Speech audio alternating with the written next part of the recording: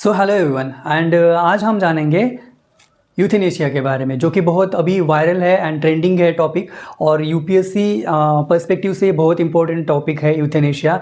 और अभी जो सुप्रीम कोर्ट में इसके ऊपर लैंडमार्क डिसीजन दिया है, इससे इसका जो इम्पोर्टेंस है वो बहुत ज़्यादा बढ़ जाता है। इसके लिए आज हमने इस टॉपिक को रेज़ किया है यहाँ पर। तो गाइज़ अभी हम जानेंगे इसके बारे में, क्योंकि ये बहुत ज़्यादा ट्रेंडिंग में है और न्यूज़ में भी है। तो चलिए जानते हैं यूथेनेशिया। यूथेनेशिया एक ग्रीक वर्ड है। तो इसको यू का मतलब होता है गुड, यू का मतलब होता है गुड, और थैनेसिया का मतलब होता है डेथ, डेथ यानी कि गुड डेथ। लेकिन हमने इसको हिंदी में ट्रांसलेट करके इच्छा मरण लिखा है, क्योंकि इसको हिंदी में इच्छा मरण बोलते हैं। ओके, तो ये यूथेनेशिया एक्चुअल में हमारे लिए क्यों इम्पोर्टेंट है, यूपीएससी पर्सपेक्टिव से क्यों इम्पोर्टेंट है और इसके रिलेवेंस क्या है। तो इसका रिलेवेंस जानते हैं पहले। तो इसका रिलेवेंस ये है, general studies paper 2 in constitution में, इंडियन कॉन्स्टिट्यूशन में इसका जो रिलेवेंस है वो है आर्टिकल, इसके ऊपर एक आर्टिकल है जो कि बाद में हम जानेंगे इसके ऊपर और डिटेल में जानेंगे। और सेकंड है जीएस पेपर 4, इसमें भी हमें इसको पढ़ना पड़ता है। क्यों? इथिक्स एंड मोरालिटी, इथिक्स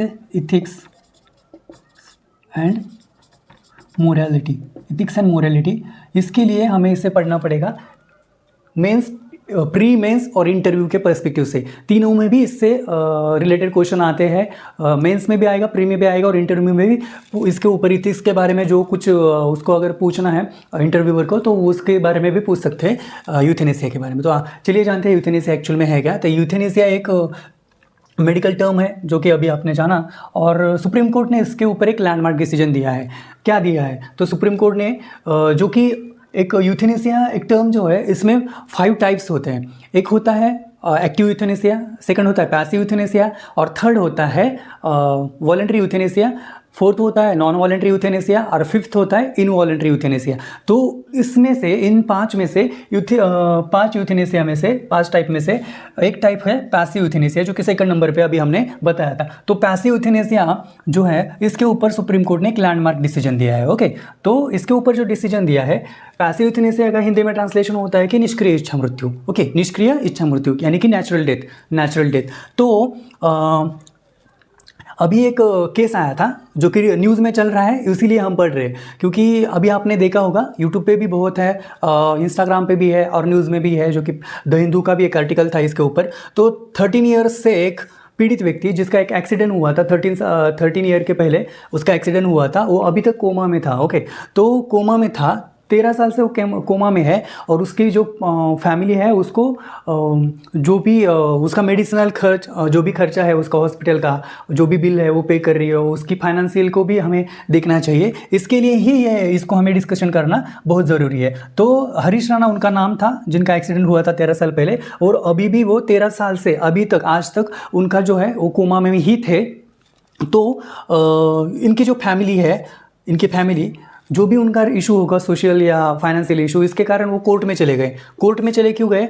तो वो चाहते थे, अगर 13 साल से कोई व्यक्ति कोमा में है और वहाँ पर उसका मेडिकल का जो खर्चा है, मेडिसिन का, वो अगर उठा रहे हैं, तो उनकी फाइनेंशियल कंडीशन को भी देखना ज़रूरी है। ओके, तो वो लोग चले गए कोर्ट में और बोल रहे थे कि हमें जो हरीश राणा है उनके लिए पैसिव यूथेनेशिया को एक्सेप्ट करो। ओके, एक्सेप्ट करने के लिए बोला, और कोर्ट ने ये एक्सेप्ट भी किया। कोर्ट ने एक्सेप्ट भी किया।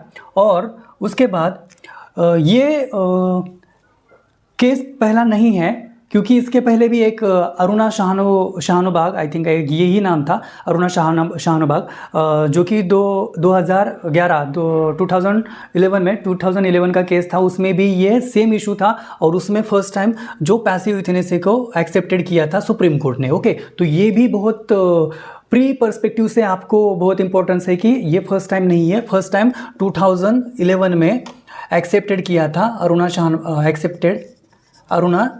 शाहनवाग केस में एक्सेप्टेड किया था सुप्रीम कोर्ट ने पैसिव यूथेनेशिया को। तो ये सेकंड टाइम किया है। तो गाइज जो इसका रिलेवेंस है, तो ये अगर इतना, ये इसके लिए पैसिव यूथेनेशिया के लिए कोर्ट में क्यों जाना पड़ रहा है लोगों को? तो कोर्ट में इसलिए जा रहे हैं वो, क्योंकि इंडियन कॉन्स्टिट्यूशन आर्टिकल 21 में ये लिखा है जैसे कि हमें फ्रीडम ऑफ राइट्स में बताया जाता है कि आपको बोलने की आज़ादी है, आपको घूमने की आज़ादी है, रहने की आज़ादी है, खाने की पीने की जो भी आज़ादी है, जैसे कि हम फ्रीडम ऑफ राइट्स के बारे में बात करते, तो वैसे ही हमें मरने का भी अधिकार है।